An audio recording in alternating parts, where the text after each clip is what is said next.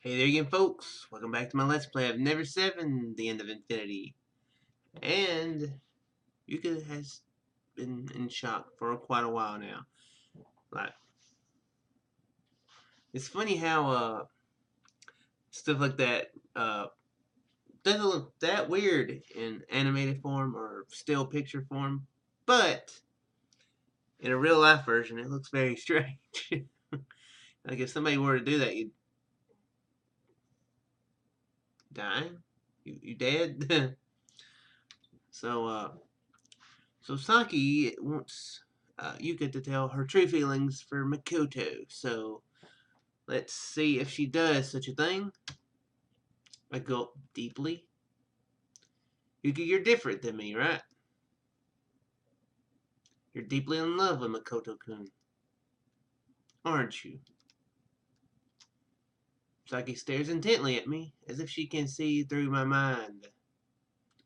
Saki and I are the only ones in the room. The dining room is as still as death. Saki's captivating eyes don't move an inch. What if she plans to keep staring at me like that forever until she gets an answer? Well, her eyes are asking me that. I didn't want to stand the tension anymore. I slowly shake my head. I like when people make those uh, analogies and metaphors and stuff. I wonder if she plans on staring at me for all eternity until she gets an answer. She's got to go poop sometime, but then so do you, Yuka. So would Saki follow Yuka in there and stare at her, waiting for an answer as she's pooping? Bathroom seems to be the thing that nobody ever thinks about. Uh, Maybe that's weird that I always do think about it and stuff like that. We could be forever together, except when I poop. you know, I guess technically, but I mean, that's not exactly something I want an audience for. Okay, no more poop mentions. You're lying. Saki's eyes narrow. You won't admit it. I don't know. I continue to shake my head. You're just trying to deceive me again. How long? How long will this continue? The air freezes over. You've always continued to deceive me. Psyche strikes the table with a bang. She picks up a bang and hits the table with it. She leans her body forward and glares at me. I want to know your true feelings. I'm sick of hearing all about these lies and crap coming from you. Just earlier, I'd planned on telling you my true feelings from the start. So tell me what's on your mind.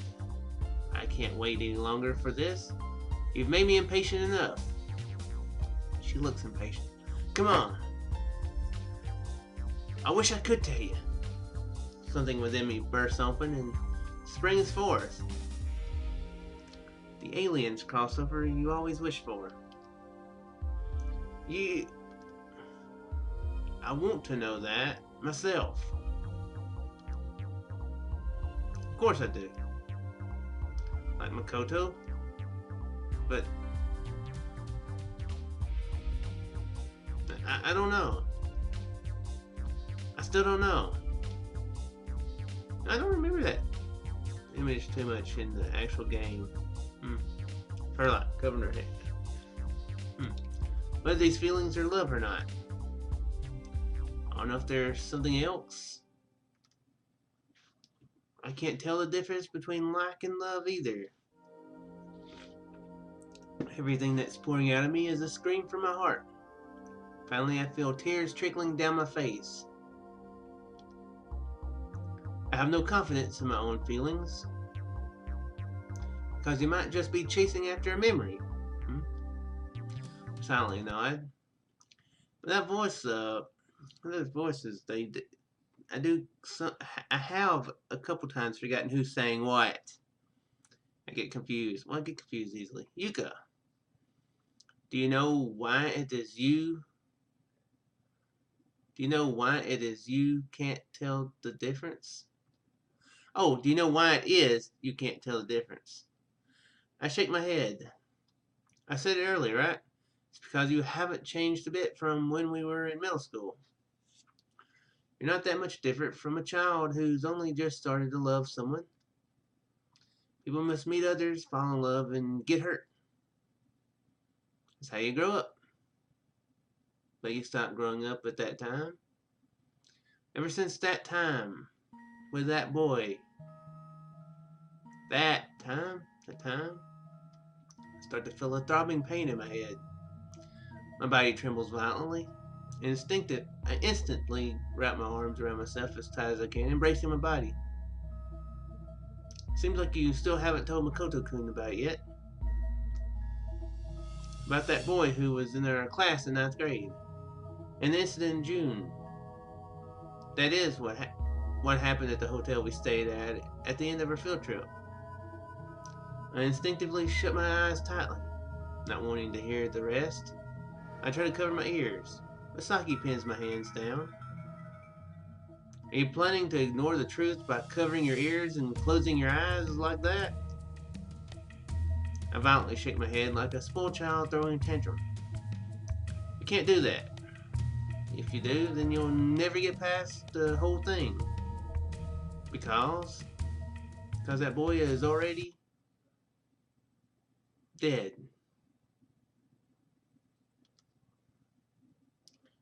Why are they I like how that kind of liking it. I kind of don't like it. And that they're sort of treating this like stuff you haven't seen. Big surprise! He's dead. But the only people who would be playing this, a pen story, would be people who've already completed a game. So it'd be people who would know this fact.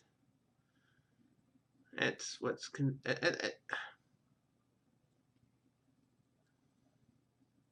I guess I like the fact they made it to kind of resemble how the story is written, in that it's, you know, it tries to hide stuff like that. It's kind of annoying too. My eyes open and I freeze on the spot. Large tears come pouring down from my eyes. It feels like my heart has been gouged out. If possible, I had wanted to forget that part of my past. Yuka, since that incident happened, your time has stopped. No, perhaps. Might be more accurate to say that you've been coming and going back to the same time. Because at this rate, you'll just repeat the same mistake over and over again. Repeat the same mistake over and over again. What the current you needs to do is not to forget, but to move on. In order to do that, you need to face the source of your obstacle. I don't want to remember. I don't want to remember. I don't want to remember. I remember, then my heart will completely break. Shiver once again. Saki then firmly grasps my hand. As she grasps it, it's alright. Don't think that you're weak at all. She says this with an admonishing tone. So it's alright. Her voice is very gentle and full of tranquility. Saki, your voice is full of tranquility. I'm surprised that's not the next line. It's warm. It feels like being held against a mother's chest. Can you remember? My tears and trembling haven't stopped. However, I bite my lip and give a faint nod.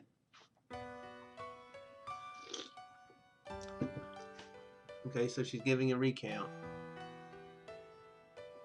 Who was it they gave? She never gave the details to Makoto last time. It was Saki, wasn't it? I mean, it was Saki who did it. I think. Oh crap, I can't remember. I think it was Saki who told him, though. That night, at the hotel we were staying at, a fire broke out. I speak slowly as vague memories are awoken from within me. I'm sure it happened past 2 in the morning, 2 in the night. Same thing. I was shaken awake by my friends who were staying in the same room as me. When I woke up, the fire alarm was ringing.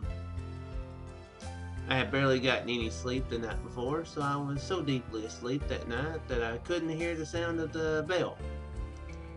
We frantically tried to run outside by going down the stairs, but the third floor was already a sea of flames.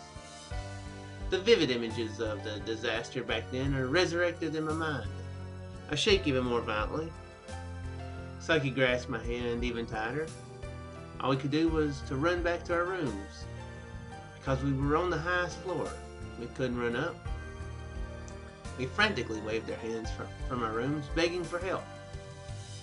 Even though we knew it was a futile effort, everyone was suffering from the heat and smoke that poured into our room from the lower floor. Gradually, it became painful for us to breathe, and our consciousnesses were turning dim. At that time, something unbelievable happened. That boy arrived. I slowly nodded. Thought I was seeing an illusion. Because he was staying at the same annex you were in, Saki. But it was really him, in the flesh. He ran over to us, carried up the weakest girl, and said this. This room is still safe. I'll be back right away, so wait here. When he finished saying that, he rushed out of the room, still holding the girl. And just like that, he passed through the blaze and brought each girl out in succession, helping them escape. Yes. You were the last one he took out. Why's that? Actually, he tried to save me seconds after the first girl. But I told him this. I'm still okay, get the others out first. This room is still safe, right? I'm this group's leader, so I'll go last. Because I believed in his words that it was still safe. So I trusted him and let the other girls take priority. It was strange, but we both trusted each other. When the time came for my turn, I had already nearly lost consciousness. I remember as he held me in his arms, I continued to call his name again and again. It's alright, it's alright. I'm right here. Those were the only words he spoke. Before I knew it, I had regained consciousness and was outside. But he had used up all his strength. And just like that, he breathed his last. There was almost no oxygen in the building, yet he kept going in and out countless times. Thinking about it now, it was a miracle he managed to save all of us. He was so reckless, doing it even though he wasn't obligated to do so. Yes, just like Makoto. I guess I get that it took firefighters a while to get there, but I'm shocked this one dude was the only dude doing this thing. You know what I mean? Also, it's not like, I don't know, they don't really explain the details of it. I mean, what was stopping them from getting out of the building themselves? You know, I guess they could run through the fire or something, I don't know. Yeah, I think if you're, I mean, I haven't been in this situation, but you would think if you were in such a situation, you know, you could weigh the possibility of like, well, okay, there's a wall of fire. I could run through that. Get pretty bad hurt, but possibly live, or if I stay in here, I will totally die. 100%. I don't know, maybe it's, I've never been in a situation like that, so I really couldn't say. But logic would say, you take the slot, you know, you would go with a bit of pain, rather than, you know, the bit of pain and the possible living, rather than the absolute certainty of death. But yeah, also, I guess they weren't really adults, so logic probably didn't matter to them. Now, the younger you are, I mean, logic, you know. That's true. just before he died. As he held me in his arms, he spoke his last words.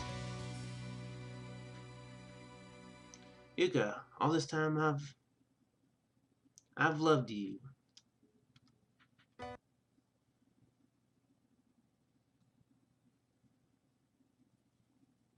I don't know how much time has passed since then. I don't know, I guess that's an appropriate thing to say to somebody. It would leave quite the mark on them and potentially traumatize them, as it has to Yuka. Because if the dude had said, no, I kind of never liked you very much, she probably would have gotten over him easier. You know what I mean? I always smelled a little funny. So, yeah, that's quite the thing to end with. But and she would have probably gotten over him a lot easier if he'd said something like that rather than what he did. Ever since I finished my whole story, I've continued to cry on and on. My tears are like blood pouring out of my emotional scars, tears from the bottom of my heart. Once again, I clearly remember that day, that unlucky accident, his death, his last words. I wish to completely forget that, because the memory was just too bitter. Even so, Saki held on to my hand tightly the whole time to make sure I don't lose sight of it. Even after I finished my story, she's still here. When I finally calmed down and regained my composure, Saki starts talking again. Ever since that fire, you've been scared to fall in love again, haven't you? You're definitely afraid of getting hurt again. You created a shell to protect yourself. As a result, even if you fall in love with someone, you'd be leaving your safety zone. I've always been unable to take another step forward. Another step forward? Is that why I couldn't talk to Makoto about the fire? The fire was... I mean, well, obviously that fire, but... when did it come up? Oh, maybe that's what she's wanting to talk with him on that night. I can't remember. I didn't want to burden him with that weight. As a result, I feel like Makoto and I are beginning to drift far apart. Try to remember. After that, did you ever fall in love again? With someone as great as that boy? Shake my head slightly. Don't understand. At least not now. I think you probably couldn't. After all, you had a reason, right? If you fell in love with someone, you would have to reveal everything about yourself. But it's alright now. You found someone you can love. Even if it started because of the reason it did. That's alright, isn't it? That's definitely a half step forward. I think the rest depends on your feelings. Look at Makoto's room. Is he just... yeah. Is he still... I was wondering what he's doing during all this time. Yeah, maybe Saki'd already told him about all this crap. I gotta say, all this crap. The reason Makoto's like this is because of me. That's right. I did something terrible to Makoto. That's why I think that at any rate, it's already too late for us. It's already a lost cause. Do you really think that? Oh, for goodness sake, you're always so hesitant. It hurts to look at you. Pain! Gotta quit looking at you for a moment. Ah, the pain. Listen to me, Yuka. Taking into account the conversation we had just now and your strong feelings on the subject, I don't think it's too late at all. Before long, you're sure to have completely settled everything. No, you definitely will. But why do you say that? Let's see. Intuition, perhaps. Come on, keep your chin up, Yuka Kawashima. Isn't your greatest redeeming feature your cheerfulness? This is all I'm going to say, so get back on your feet. Fine then. Saki says this and stands up. And then, the fourth law of Professor Asakura's love formula.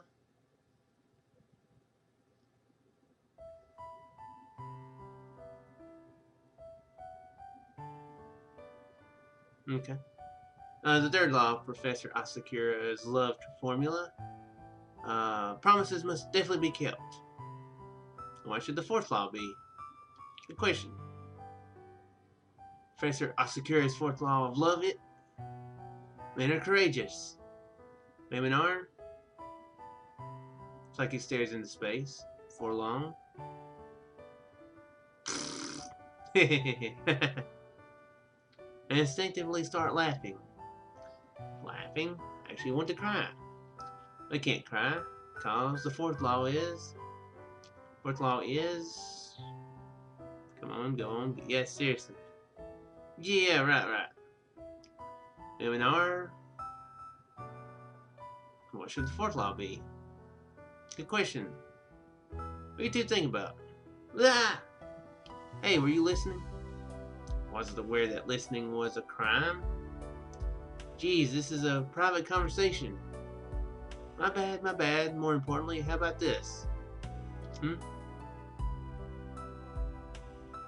Men are courageous, women are charming. What's that? Oh.